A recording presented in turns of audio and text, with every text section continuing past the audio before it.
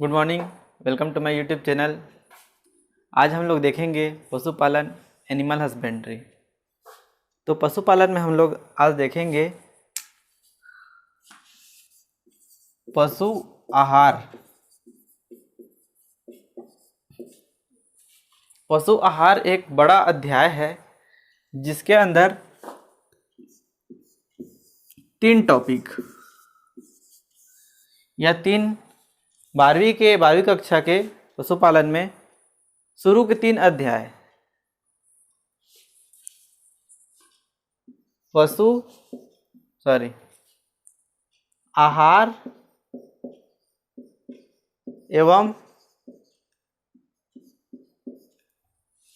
आहार एवं पोषण, ये पहला नंबर 3 में पहला चीज है। दूसरा नंबर है चारों का। पशु का आहार क्या होता है? चारा होता है। तो चारों का संरक्षण कैसे करते हैं उसको पढ़ेंगे। उसके बाद अध्याय 3 में चारों का वर्गीकरण। ये 3 चीज को हम लोग को देखना है। सबसे पहले हम लोग शुरू करते हैं आहार एवं पोषण से। तो कक्षा 12वीं का पहला अध्याय पढ़ते हैं, आहार एवं पोषण। आहार एवं पोषण में हम लोग को क्या क्या देखना है उसको हम लोग एक चार्ट बना के लिख लेते हैं। उसके बाद फिर एक एक को डिटेल से पढ़ेंगे। पहला नंबर टॉपिक है आहार या राशन की परिभाषा। आहार और राशन मिलते जुलते शब्द हैं या एक ही शब्द भी है, बोल सकते हो। राशन इंग्लिश शब्द है, आहार हिंदी शब्द है। हिंदी में भी प्रयोग किया जाता है राशन शब्द, तो उसका परिभाषा देखेंगे। दूसरा नंबर है राशन का वर्गीकरण, जैसे कि निर्वाह आहार, प्रजनन आहार, उत्पादन के लिए आहार, कितना कितना चाहिए होता है खाना उत्पादन के लिए, प्रजनन के लिए, जीवन निर्वहन के लिए। इस तरीके का वर्गीकरण यहाँ पर हम लोग देखेंगे। इसके बाद देखेंगे आदर्श आहार के गुण। एक आदर्श आहार कैसा होना चाहिए। उसके बाद देखेंगे पशुओं को आहार देने के सिद्धांत। गुण और सिद्धांत दोनों में अलग थोड़ा मतलब सेम लगेंगे दोनों को जब हम लोग पढ़ेंगे ना, लेकिन सिद्धांत एक यूनिक चीज़ है, उसको हम लोग समझेंगे। ये होना चाहिए, वो होना चाहिए, ऐसे करके पढ़ते हैं। और गुण मतलब ऐसा रहता है, ऐसा रहता है, इस टाइप के। उसके बाद पशु आहारों के अवयव, मतलब अवयव मतलब इंग्लिश में कंपोजिशन होता है। तो आहार में क्या क्या चीज़ पाया जाना चाहिए, जैसे कि प्रोटीन हो गया, वसा हो गया, कार्बोहाइड्रेट हो गया, विटामिन हो गया, इस तरीके की चीज़ पाया जाना चाहिए। तो उसके बारे में हम लोग पढ़ेंगे। उसके बाद पशुओं को आहार देने की विधियाँ। हम लोग पशु को आहार कैसे देते हैं। हम लोग या तो छोड़ देते हैं पशुओं को चरने के लिए, या फिर हम लोग उनको उनके आवास पर ला के देते हैं। तो उसी विधि को हम लोग यहाँ पे पढ़ेंगे, उसका एक वर्गीकरण जैसे पढ़ेंगे। उसके बाद है पशु आहारों का वर्गीकरण। यहाँ भी एक वर्गीकरण पढ़ें, यहाँ भी एक वर्गीकरण। तो यहाँ पे उस तरीके से वर्गीकरण पढ़ेंगे जैसे कि सूखा चारा होता है, दाना होता है, इस तरीके से वर्गीकरण को हम लोग पशु आहार का वर्गीकरण के रूप में पढ़ेंगे। यहाँ पे सिर्फ राशन का वर्गीकरण, राशन शब्द ही आहार के लिए भी बोलते हैं। तो यहाँ पे किस तरीके से मैं बताया, निर्वहन आहार, प्रजनन के लिए कितना चाहिए, इस तरीके से पढ़ेंगे। अब 8वां नंबर का टॉपिक है खाद्य पदार्थों के पौषणिक मान। मतलब कोई भी खाद्य पदार्थ है, जैसे कि कोई पैरा है, उसमें कितना परसेंट कार्बोहाइड्रेट रहेगा, कितना परसेंट प्रोटीन रहेगा, कितना परसेंट वसा रहेगा।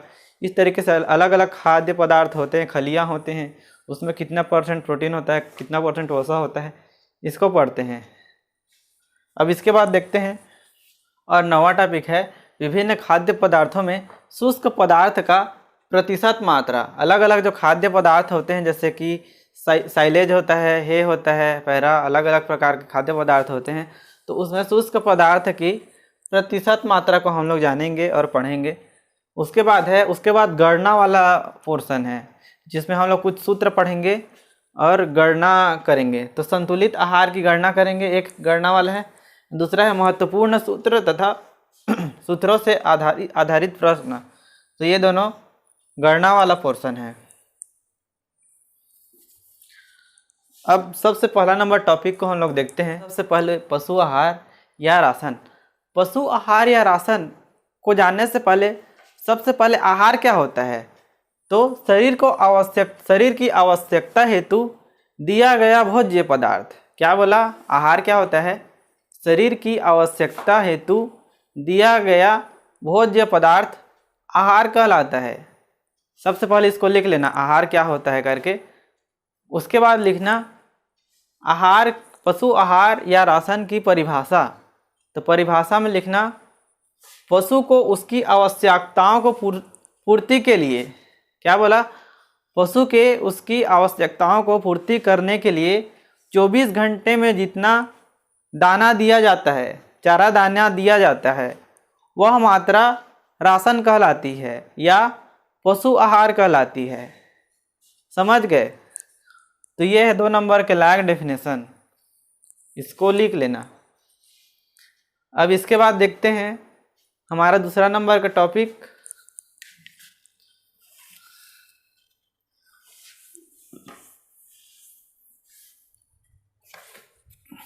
अब देखते हैं हमारा दूसरा नंबर टॉपिक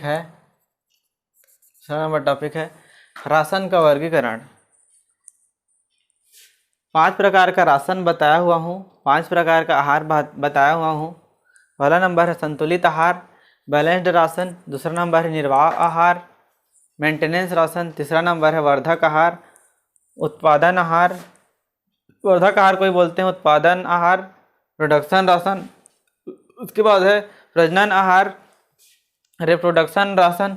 उसके बाद है आदर्श आहार, आइडियल राशन। तो संतुलित आहार क्या होता है? किसी भी पशु के लिए सभी पौष्टिक तत्व भोजन के मिलना जरूरी होता है। तो ऐसा आहार जिसमें सभी पौष्टिक तत्व उचित मात्रा में हो, वह होता है संतुलित आहार। तो यहाँ पे कहने का मतलब है पौष्टिक तत्व, समस्त पौष्टिक तत्व मिले, जैसे कि प्रोटीन, कार्बोहाइड्रेट, वसा, जितना मात्रा में होना चाहिए, उचित मात्रा में।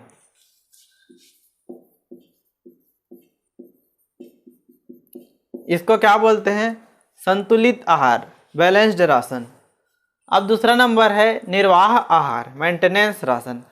तो पशु के जीवन निर्वाह हेतु, उत्पादन के लिए नहीं, इतना रहे कि उसका जीवन चल जाए, कोई बीमारी से ग्रसित मत हो, कुपोषण ना आ जाए।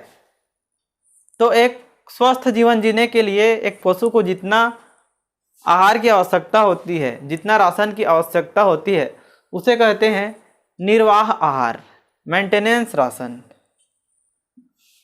स्वस्थ जीवन हेतु याद रखने के लिए बस इतना इतना लिखना, और पूरा डिटेल से लिखने के लिए आप बुक से रिफ़र करना।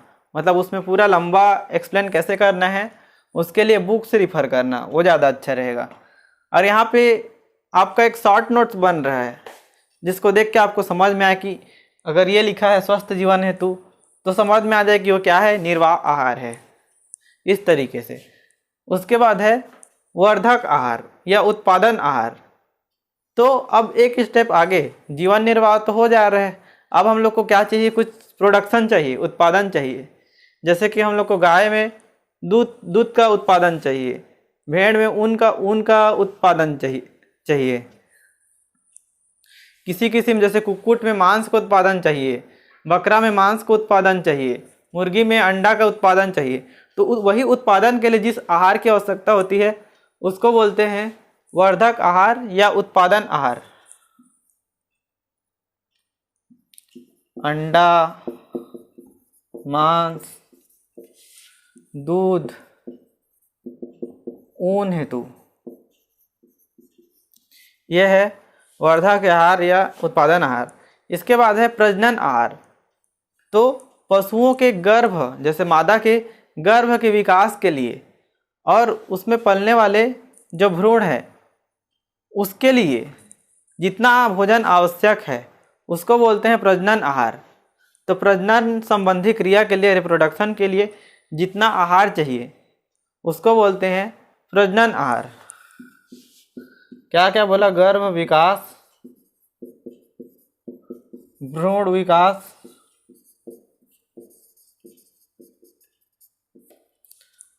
अब लास्ट में है आदर्श आहार, आइडियल राशन। यह क्या होता है?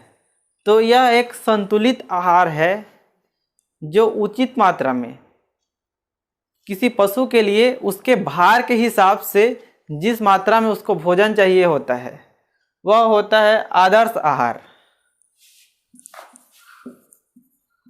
संतुलित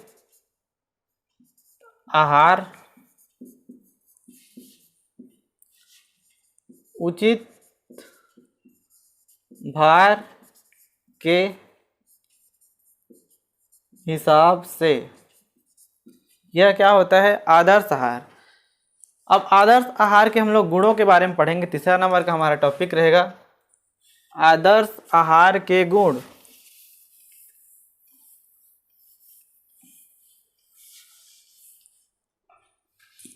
तीसरा नंबर है आदर्श आहार के गुण। एक आदर्श आहार में कौन कौन से गुण होना चाहिए उसको हम लोग देखते हैं। तो एक आदर्श आहार पाचक होना चाहिए, डाइजेस्टिबल होना चाहिए, पचाने में बहुत आसान हो। ऐसा पाचक आहार कौन सा होता है? ये अधिकतर जो हरा चारा जो होते हैं ना वही लोग होते हैं। सूखे चारे में पाचकता की कमी होती है उसको पचाने में मतलब स्टोमक को ज़्यादा इफोर्ट लगता है, इसीलिए वो पाचक नहीं होते हैं। दूसरा नंबर है स्वादिष्टता। पाचकता के साथ साथ वह आहार स्वादिष्ट भी होना चाहिए। जैसे पशु हरे चारे के लिए, हरे कोमल कोमल चारे के लिए ज़्यादा रुचि दिखाते हैं, उनका इंटरेस्ट कोमल पत्ते में रहता है, कठोर में नहीं रहता। और हरा चारा के बजाय उन लोग सूखा चारा को कम पसंद करते हैं। भारीपन, और जो चारा है वो भारी होना चाहिए, मतलब एक संतुष्टि देना चाहिए, मतलब इतना मात्रा में रहना चाहिए कि उनका पेट भर जाए। क्योंकि खालीपन रहता है उसके बाद उन लोग को कमजोरी फील होता है, और कमजोरी हुआ उसके बाद फिर उन लोग अस्वस्थ होने लग जाते हैं। चौथा नंबर है रसीलापन। तो जो चारा अधिक रसीला होता है, सक्यूलेंट होता है, जैसे कि साइलेज हो गया, उसमें बहुत ज़्यादा रस होता है, उसको उस हिसाब से संरक्षित किया जाता है कि उसमें उसका नमी बने रहता है। तो रसीला चारा भी बहुत स्वादिष्ट होता है, पशुओं को उन लोगों को खाने से बहुत अच्छा लगता है, इसलिए रसीला होना चाहिए। पांचवा नंबर पॉइंट है संतुलित भोजन, बैलेंस डाइट। संतुलित आहार के बारे में मैं बताया था। क्या होना चाहिए? उचित मात्रा में पोषक तत्व होना चाहिए। तो यह संतुलित भोजन जो आदर्श आहार के बारे में एक लाइन लिखा था परिभाषा के रूप में, उसमें क्या लिखा था कि वो संतुलित होना चाहिए। तो इसीलिए ये एक विशेष गुण है आदर्श आहार का। उसके बाद है स्वच्छता, क्लीनलीनेस, साफ सुथरा होना चाहिए। एकदम तेज स्मेल वाले, तेज गंध वाले खरपतवार नहीं मिले होने चाहिए। कई सारे खरपतवार देखे होंगे, बहुत तेज गंध वाले होते हैं, उनको उन लोग खाना भी पसंद नहीं करते हैं और पचाना भी उन लोग को कठिन होता है। सातवां नंबर है नियमित आहार, रेगुलर राशन। हम लोग एक दिन अच्छे खिला लिए खाना, एक दिन नहीं खिलाए, एक टाइम अच्छे खिलाए एक टाइम नहीं खिलाए, इसका कोई मतलब नहीं है, फिर वही कमजोरी आ जाएगा, फिर अस्वस्थ रहेंगे। तो जो खाना है वो नियमित होना चाहिए, सस्ता होना चाहिए, इकोनॉमिकल, मतलब इतना महंगा दाना भी हम लोग को नहीं खिलाना है कि हम लोग को लेने के देने पड़ जाए, मतलब खर्चा अधिक हो उत्पादन कम हो, ऐसे दाना खिलाने का मतलब नहीं है। 9वां नंबर है प्रोटीन युक्त।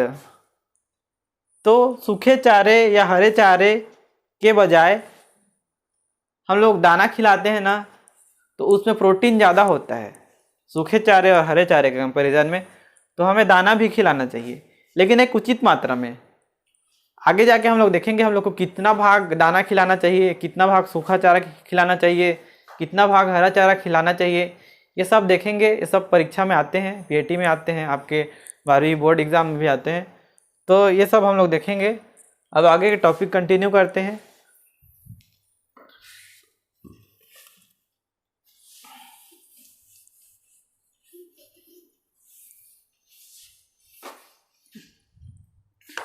अब देखते हैं पशुओं के आहार देने के सिद्धांत के बारे में। हम लोग देख लिए हैं गुण, इसमें कुछ पॉइंट्स ऐसे हैं जो उसके गुण भी हैं, जैसे कि संतुलित आहार होना चाहिए, जिसको मैं पहले बता चुका हूँ। पाचनशील होना चाहिए, स्वास्थ्यवर्धक होना चाहिए, सस्ती होनी चाहिए, स्वादिष्ट होनी चाहिए, रसीला होनी चाहिए, स्वच्छ होना चाहिए। तो जितने गुण में हम लोग जो पॉइंट देखे थे ना, उसको यहाँ पर भी लिख सकते हैं बिना कोई डाउट के। अब कुछ जो एक्स्ट्रा पॉइंट है वो बहुत ध्यान रखने योग्य है। मोटे चारे के साथ साथ दाना भी देना चाहिए। दाना में क्या होता है बताया था, प्रोटीन होता है, इसलिए ये भी जरूरी है। लेकिन कितने मात्रा में? तो 3 भाग में 2 भाग मोटा चारा और 1/3 भाग दाना। दाना का अनुपात कम है, 1/3 है, और ये ज़्यादा है, 2/3 भाग है। तो प्रोटीन वो आसानी से डाइजेस्टेबल नहीं होता है, पाचनशील नहीं होता है, बहुत ज़्यादा प्रोटीन। और दूसरा चीज़ वो महंगा भी होता है दाना। दोनों चीज़ को देखते हैं, इसीलिए एक नियम बनाया हुआ है कि 2/3 भाग मोटा चारा होना चाहिए और 1/3 भाग दाना होना चाहिए। इसको अच्छे से नोट कर लेना, ऐसे करके वाक्य बना लेना, आपको ज़्यादा अच्छे से याद रहेगा। इसके बाद है मोटे चारे से पूर्व सूखा चारा खिलाना चाहिए। यहाँ पे मिस्टेक है, मोटे चारे से पूर्व दाना है, ये याद रखना। हम लोग को दाना हमेशा पहले खिलाना है, उसके बाद मोटा चारा खिलाना है। मोटा चारा में ही तो सूखा चारा और हरा चारा आ जाता है। थोड़ा मिस्टेक हो गया था लिखने में, सुधार लेना।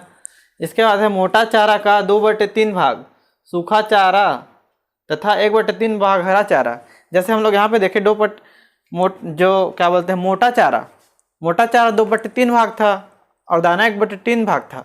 अब इस मोटा चारा के अंदर में जाएंगे तो मोटा चारा का 2 प्रकार होता है, एक सूखा चारा और हरा चारा, दोनों मिलकर मोटा चारा बनते हैं और दाना अलग होता है। तो अब मोटा चारा का 2/3 भाग 2 भाग सूखा चारा का होना चाहिए और 1/3 भाग हरा चारा का होना चाहिए। ऐसा क्यों? तो हमें जो हरा चारा है वो साल भर उपलब्ध नहीं हो पाते हैं, ज़्यादा मात्रा में भी उपलब्ध नहीं हो पाते हैं। कितना पेड़ पौधा लाग खिलाओगे?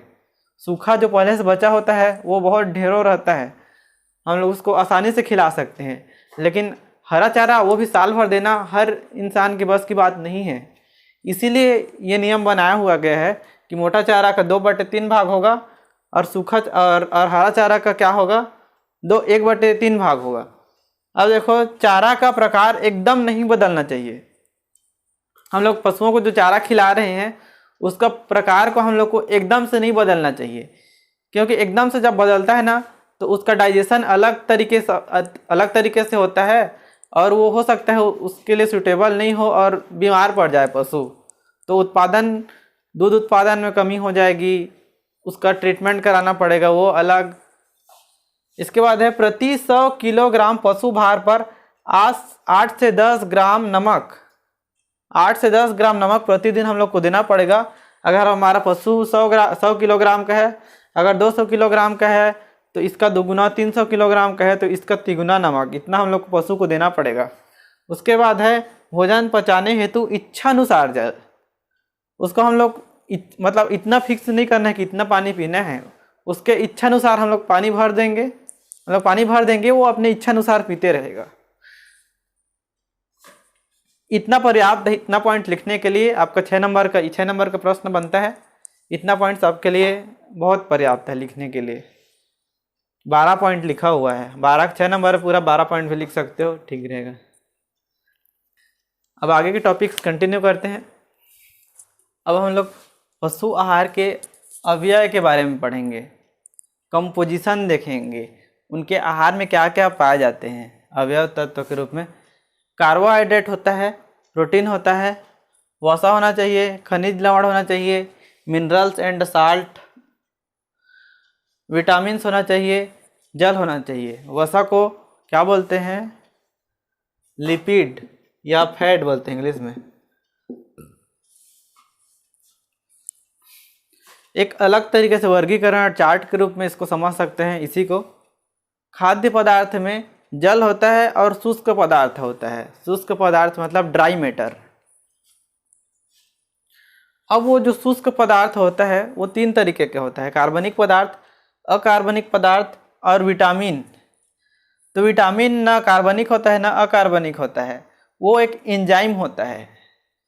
इस तरीके से समझो, वो एक एंजाइम होता है दोनों के बीच का।